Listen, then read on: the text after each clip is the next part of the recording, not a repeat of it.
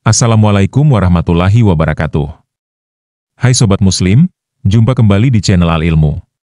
Kali ini, kita akan mendengarkan kajian tentang mimpi bertemu dengan orang yang sudah meninggal, dari beberapa guru dan ustadz. Selamat menyaksikan, dan mari kita ambil ilmunya. Bagaimana jika ada yang masih hidup didatangi oleh keluarganya yang sudah meninggal melalui mimpi? Itu bisa terjadi. Bisa terjadi. Karena pernah ada sahabat, dua orang yang mereka saling janji mengatakan siapa yang mati duluan di antara kita, salah satunya minta kepada Allah agar diberikan kesempatan mendatangi temannya untuk menyampaikan informasi. Tapi saya tidak ingat nama dua sahabat ini, cuma kisahnya nyata dalam hadis sahih. Kemudian meninggallah salah satu di antara keduanya. Pada saat meninggal temannya mimpi, didatangi oleh temannya tadi yang satu ini. Lalu ditanya dalam mimpi oleh yang masih hidup, tanya yang sudah meninggal, bagaimana keadaan kamu sekarang? Dia bilang, alhamdulillah Allah sudah terima amal-amal saya dan saya dimaafkan atas kesalahan-kesalahan saya. Kemudian yang masih hidup melihat di leher temannya ini ada lingkaran berwarna hitam di lehernya. Kemudian dia sempat tanya, apa di lehermu itu? Dia bilang, ini utang saya sama orang Yahudi. Ada orang Yahudi di Madinah, 50 dirham yang belum sempat saya kembalikan. Saya minta tolong sama kamu agar ya uang itu kamu ambil, ada di ruang tamu rumah saya, tertanam di tanah, ada tempat penyimpanan uang. Ambil ya, berikan kepada dia. Dan pada saat itu sudah mau terbangun dari tidur, yang mati mengatakan, ketahuilah semua informasi kalian di dunia ya, itu akan disampaikan kepada kami yang sudah meninggal, disampaikan. Termasuk adanya kucing kami yang meninggal, yang mati, kucing kami mati tadi, disampaikan kepada saya kalau kucing itu mati. Maka terbangunlah sahabat yang hidup ini, lalu kemudian dia ingin pastikan, dia datang ke rumah temannya tadi. Dia pamit dengan istrinya mengatakan, saya mimpi suamimu begini-begini, bisa nggak saya pastikan, karena ini ada utang dia. Kata istrinya, silakan. Diperiksa, ternyata betul ditemukan tempat itu ada uang kantong isi 50 dirham. Kemudian dibawa kasih orang Yahudi. Sebelum pergi sahabat tadi ini, yang mimpi ini lalu berkata pada istrinya, apakah ada sesuatu yang terjadi hari ini pada kalian? Ya. Maka kata perempuan tersebut, tidak ada kecuali kucing kami yang mati. Berarti sampai kepada mereka. Allahu a'lam. Ini riwayat yang menjelaskan masalah. Jadi bisa saja. Cuman harus hati-hati ya. Karena kata ulama, mimpi-mimpi selain mimpi Nabi Muhammad SAW bisa ditunggangi oleh syaitan. Seperti misalnya orang mimpi, ya, dia melihat dalam mimpinya kalau ada orang mati datang kemudian mengatakan pada dia, sekarang sudah saatnya amalmu diterima dan tidak perlu lagi kamu sholat misalnya. Atau hal-hal yang berbau kemaksiatan kepada Allah, menyuruh dia berbuat kemusyrikan. Nah, ini semua tidak benar dari syaitan gitu kan. Tapi kalau kita mimpi melihat seseorang sudah meninggal, mungkin dalam kondisi dia menggunakan ihram, mungkin dia senyum, mungkin dia lagi melakukan satu perbuatan yang baik dalam agama, atau mungkin dia dalam kondisi kelihatan tersiksa, sedih ya. Kemudian kita tidak tahu harus berbuat apa, mungkin itu peringatan dari Allah untuk mendoakan dia. Tapi kalau sudah ada dalam mimpi perintah-perintah untuk melakukan maksiat kepada Allah, apapun itu dari syaitan ya. Pertanyaan, setelah sholat kalau kita mengirim Al-Fatihah untuk orang yang sudah meninggal itu katanya bid'ah, Ustaz. Jadi cara bagaimana yang sesuai sunnah supaya doa itu nyampe untuk orang yang sudah meninggal? Nah, Jazakallah khair. Nah, adapun berkaitan dengan mengirim Al-Fatihah buat yang meninggal dunia, memang berkaitan dengan apakah mengirimkan bacaan Al-Quranul Karim, baik itu Al-Fatihah, baik itu surah Al-Baqarah, baik itu surah Al-Kahfi, baik itu surah Yasin, apakah akan sampai kepada yang meninggal dunia? Ini permasalahan yang diperselisihkan oleh para ulama. Sebagian ulama mengatakan sampai sebagaimana sedekah tadi kita bicarakan sampai. Maka ketika seorang membaca Al-Quranul Karim, kemudian dia menghadiahkan pahalanya buat yang meninggal dunia, maka akan sampai. Tapi sebagian ulama lainnya mengatakan tidak sampai. Memang kalau kita melihat Rasulullah SAW, bagaimana sih beliau mendoakan yang meninggal dunia?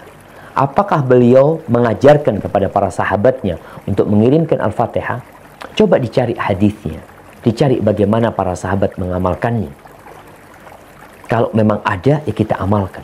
Tapi kalau tidak, lebih baik, lebih selamat kita. Lalu memang Nabi SAW tidak menyuruh kita melakukan hal itu.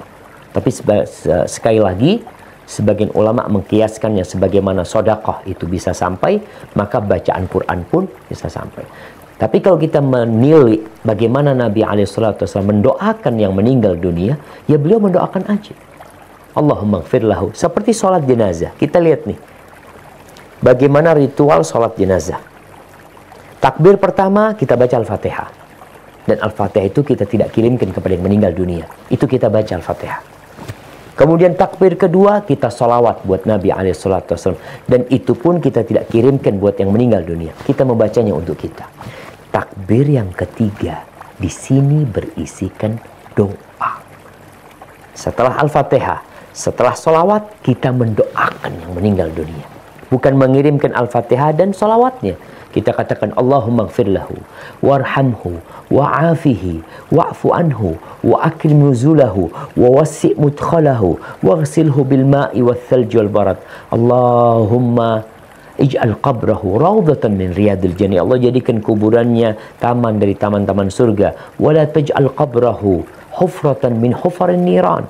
Jangan jadikan kuburannya lubang dari lubang-lubang neraka. Jadi seperti itu. Setelah itu takbir yang keempat beliau mendoakan lagi. Maka kalau kita ingin mendoakan orang tua kita, ya doakan. Antum mau baca Al-Quranul Karim, mau bertawasul dengan bacaan Quran itu. Setelah antum mengaji, kemudian antum ya Allah, aku sudah baca Quran, ya Allah, mohon kau ampuni dosa orang tuaku. Maka itu lebih utama daripada tadi mengirimkan bacaan Quran. Tapi memang masalah ini diperselisihkan oleh para ulama. Hada wallahu a'lam bis-shawab. Nah. Mimpi 3. Pertama, ilham dikirim oleh Allah melalui malaikat. Yang kedua, waswasatus syayatin, bisikan setan. Makanya sebelum tidur, bismika Allahumma ahya wa amut. Qul huwallahu wa falaq wa bin nas, Al-Fatihah tiap ke tapak tangan, hembus, sapukan ke muka, ke kepala, kepala. Miring ke arah kanan. Ikuti sunnah-sunnah. Berwuduk dulu bagus. Apalagi sholat sunat witir sebelum tidur, baik. Supaya jangan diganggu setan. Ada lagi mimpi yang ketiga, at-ghalsu ahlam, bunga-bunga tidur. Proses berpikir siang tidak selesai, terbawa berlanjut di tengah malam. Warahmatullahi wabarakatuh. Sahabat salam yang dimuliakan Allah, mimpi adalah salah satu anugerah terindah dari Allah kepada kita umat manusia, lebih-lebih kepada orang yang beriman. Maka sebagai orang yang beriman kita harus tahu mimpi itu benar atau mimpi itu adalah godaan setan. Nah, Islam membagi mimpi itu dalam dua hal. Yang pertama, ru'yatun shadiqah, mimpi yang benar dan mimpi yang insya Allah menjadi informasi dan ilham dari Allah. Yang kedua, ru'yatun kadzibah, atau mimpi yang bohong yang dikirim oleh setan. Nah, bagaimana cara kita membedakan mimpi yang benar dan mimpi yang bohong? Para ulama dalam beberapa kitab menjelaskan ciri-ciri mimpi yang benar adalah ketika kita mau tidur, kita doa dulu sama Allah. Tidurnya dalam keadaan wudhu. Dan mimpinya di waktu-waktu mustajabah. Misalnya di sepertiga malam terakhir. Kok kita mimpi, apapun mimpinya itu. Lebih-lebih kita mimpi ketemu saudara kita, orang tua kita, mbah-mbah kita, teman kita, sahabat kita yang sudah meninggal. Lalu dia pesan-pesan sesuatu. Kalau keadaan mimpi kita dalam keadaan suci, itu mungkin bagian dari isyarat bahwa itu adalah informasi yang benar.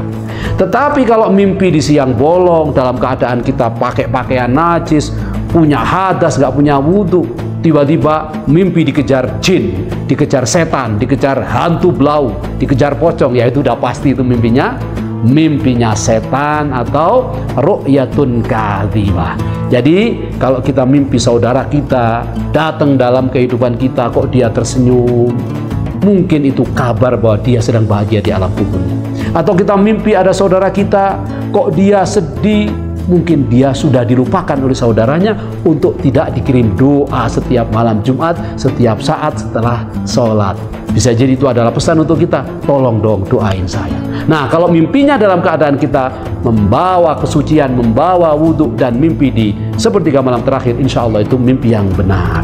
Sahabat salam yang dimuliakan Allah, jadi mimpi itu adalah nikmat Maka ayo kita bikin mimpi kita mimpi-mimpi yang betul-betul berasal dari Allah, sebagaimana mimpinya Nabi Yusuf alaihissalam, sebagaimana mimpinya Nabi Ibrahim alaihissalam, sebagaimana mimpinya baginda Rasulullah sallallahu alaihi wasallam. Semoga bermanfaat. Terima kasih atas segala perhatian. Mohon maaf atas segala kekurangan. Wal afu minkum. Wassalamualaikum warahmatullahi wabarakatuh.